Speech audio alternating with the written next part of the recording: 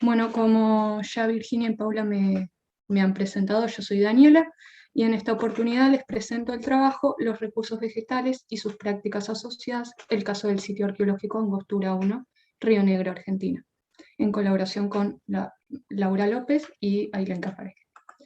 El sitio Angostura 1 fue excavado en el año 2003 por el doctor Luciano Prates y su equipo de ese momento.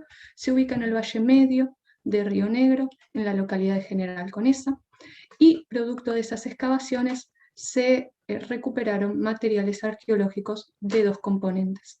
El superior se fue datado en 405 años antes del presente, donde se recuperaron escasos artefactos líticos, restos faunísticos y algunos tiestos cerámicos, y en el componente inferior se recuperaron mayor cantidad de materiales, entre ellos restos faunísticos, artefactos líticos, numerosos tiestos cerámicos y macrorestos vegetales.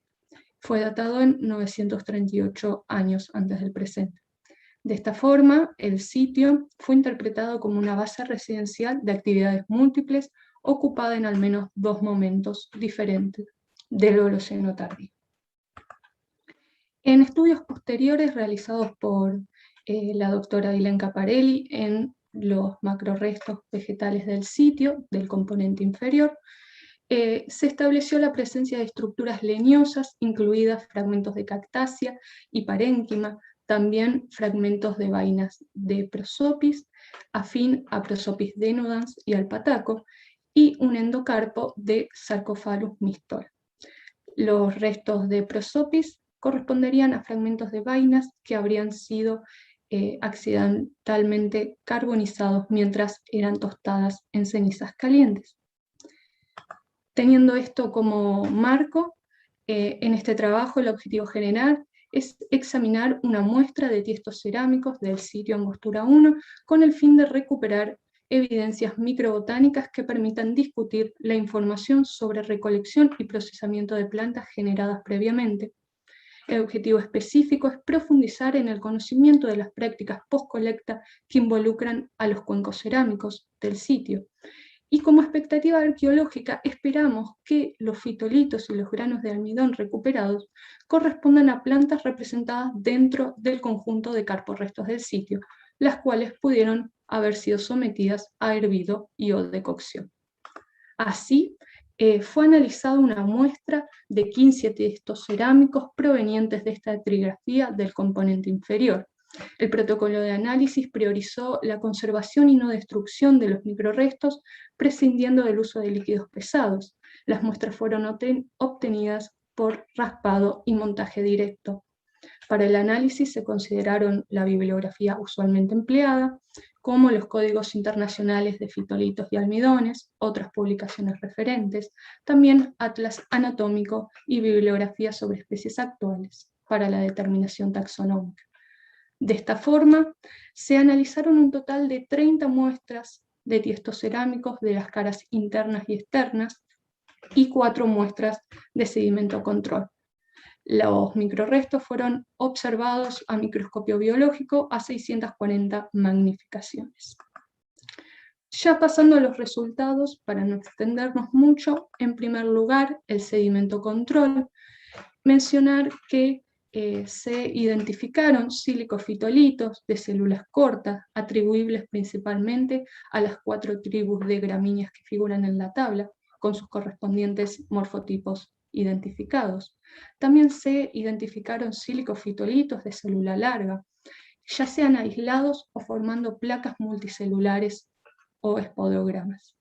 En el gráfico de arriba podemos ver el porcentaje de los silicofitolitos de célula corta atribuibles a las diferentes tribus de gramínea.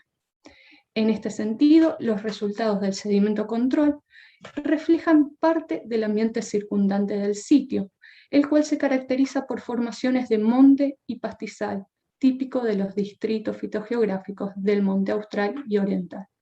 Es importante destacar que en ninguna de las muestras recuperamos granos de almidón. Pasando a los resultados de tiestos cerámicos, en primer lugar, los silicofitolitos fueron recuperados en bajas proporciones también formas atribuibles a gramíneas, como las identificadas en la tabla, siendo las 3 tribus mencionadas. En la imagen encontramos ejemplos como un silicofitolito de tipo Rondel, y en la imagen 2 un espodograma. Pasando a los granos de almidón, encontramos 4 grupos morfológicos de granos de almidón.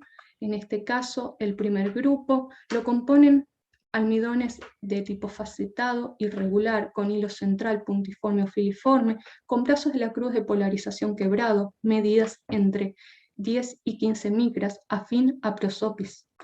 El grupo 2 lo componen almidones esféricos con hilo central puntiforme, con brazos de la cruz de polarización rectos y perpendiculares, medidas entre 9 a 11 o 12 micras, a contrastar con Araucaria araucana. Además, el grupo 3 lo componen almidones cónicos, piriformes o ovoides, con hilo filiforme o puntiforme de tamaños diversos, mayores a 15 micras, a contrastar con Tropaelum o Alstroemeria. Por último, el grupo 4 son almidones esféricos con hilo central, puntiforme o filiforme, brazos de la cruz de polarización rectos y perpendiculares, medidas entre 10 y 30 micras. En este caso permaneció por el momento indeterminado.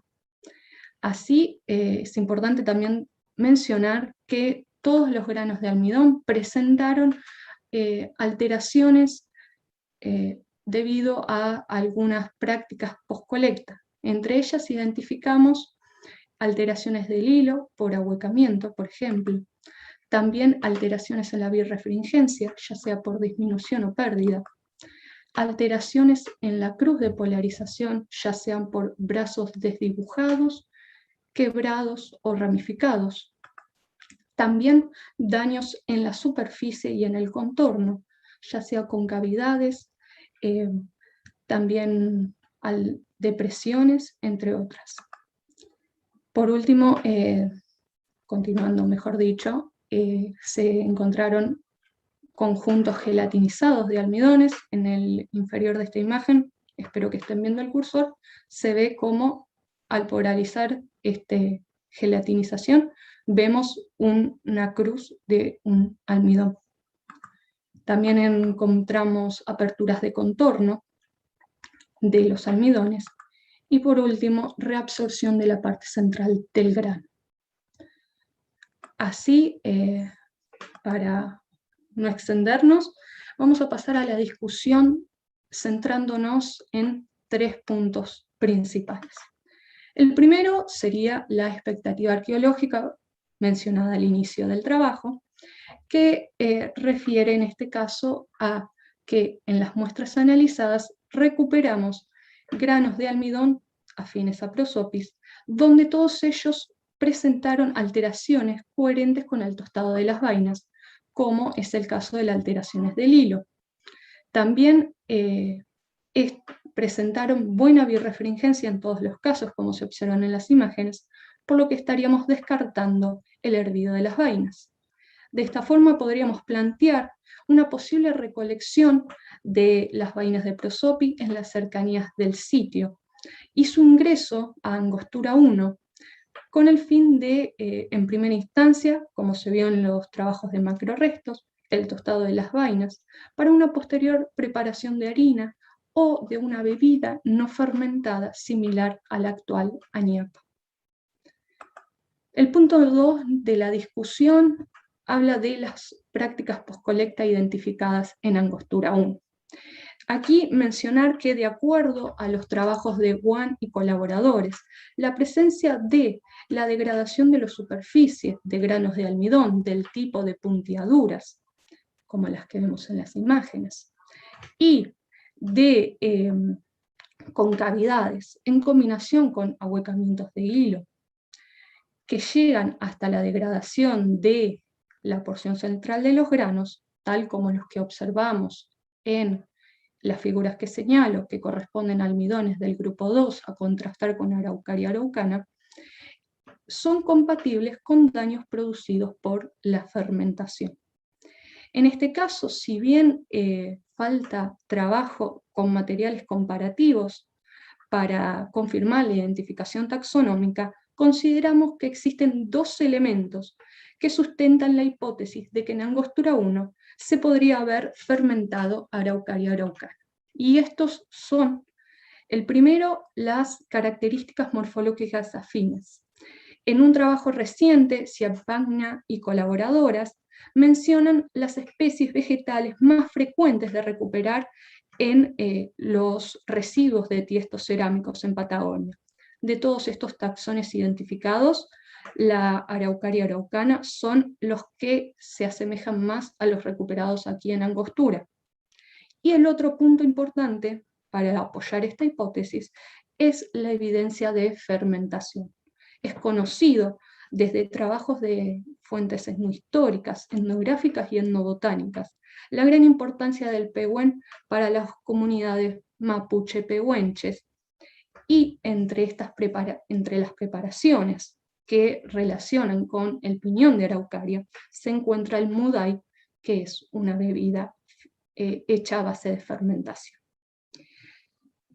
Otro punto importante a destacar respecto a la fermentación es el caso similar que podríamos estar viendo en los almidones del grupo 4, ¿sí? Que presentaron, como se nota acá en la imagen, una evidencia de una degradación de la superficie, también posiblemente coherente con la fermentación. En cuanto a la determinación taxonómica de estos almidones, que como si no recuerdan en la tabla estaban indeterminados al momento, podemos mencionar que estaríamos descartando los almidones de Araucaria, Arjona, Bromus y Panicum, los que generalmente no superan las 12 micras. También estaríamos descartando los almidones esféricos de Tropaelum, ya que estos tampoco superan las 6,5 micras. Y si bien Alstroemeria puede tener almidones esféricos de entre 2,5 y 40 micras, también deberían haberse encontrado almidones ovoides o truncados, los cuales no fueron hallados entre los tiestos donde se recuperaron los almidones del grupo 4. De esta forma, también estamos descartando los almidones de hoja, ya que estos son en general más pequeños y homogéneos en tamaño. Si bien entonces empezamos por las plantas que no serían, nos quedan pendientes indagar algunas plantas que tienen registro de fermentación desde las fuentes etnohistóricas y que un análisis exhaustivo con material comparativo nos podría estar dando cuenta. Estos casos son el piquillín y el calafate. Respecto al piquillín, como se mencionan en los trabajos para el sitio Colforta 1, se recuperaron en macrorestos y es una planta abundante en la zona. Respecto al calafate, berberis, se menciona para la provincia de Río Negro también 7 especies del género, todas sí oriundas desde el área cordillerana. Pasando también al segundo punto, dentro de este punto número 2, es la presencia de hervido, de los almidones del grupo 3, los cuales se presentaron hinchados, como se ve en las imágenes, y con pérdida parcial o casi total de la birrefringencia, producto posiblemente de su cocción en húmedo. En este caso estaríamos ante especies vegetales no registradas para el Valle del Río Negro, y también podrían estar proviniendo de sectores cordilleranos o tal vez de sectores de la zona costera más australes, distantes más de 100 kilómetros del sitio. Perdón, Daniela, ya sí. Estamos con el tiempo medio justo. Te aviso. Listo. Porque... Dale, estamos gracias. cerrando igual, nos queda un punto en la discusión. Genial, rápido y seguimos. Por último, y más rápido, el último punto de la discusión, cuando analizamos los hallazgos en relación a las vasijas, encontramos que en un cuenco grande se recuperaron granos de prosopis, lo cual nos podría estar indicando que esta vasija se habría utilizado posiblemente para el guardado de la harina de algarroba o para la fabricación de bebidas. En este último punto es visto cómo en comunidades locales del NOA guardan la ñampa en ollas cerámicas envueltas en paño húmedo para mantenerlas frescas. En el caso de los 3 tiestos correspondientes a un cuenco mediano de 12 centímetros de diámetro, podemos decir que recuperamos almidones de los 4 grupos morfológicos que mencionamos al inicio, y en este caso podríamos estar ante una reutilización de este recipiente en diferentes eventos de procesamiento, cocción y servido. En el caso de otro cuenco mediano, este de 17 centímetros de diámetro, encontramos solo grupos de almidones con evidencias de fermentación. Aquí podríamos estar ante un uso exclusivo de este cuenco para el servido de bebidas. Por último, prometo mencionar que en algunos tiestos que no presentaron hollín en la cara externa, se recuperaron granos de almidón con escasa o nula birrefringencia, producto de la cocción. En este caso, podríamos plantear que esos tiestos que pertenecieron a vasijas indeterminadas al momento, se emplearon en el servicio de alimentos cocidos, pero no para su cocción, o en la utilización de otros métodos de cocción que no hayan sido necesarios poner al fuego las vasijas.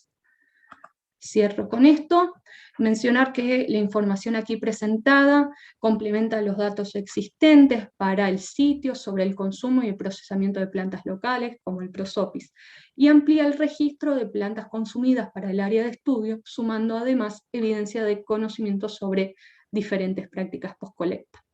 A futuro esperamos avanzar en los análisis de materiales comparativos, a fin de afinar las identificaciones taxonómicas y comprender las alteraciones resultantes de los procesos de fermentación. También esperamos poder establecer asociaciones entre el uso de la cerámica y el de otros artefactos implicados en el procesamiento de planta, también recuperados en el sitio, como los instrumentos de molienda. Cerramos con el marco del trabajo, que es una beca doctoral de CONICET, y diferentes proyectos de investigación dirigidos por el doctor Luciano Prates, y bueno, les agradezco mucho por su atención.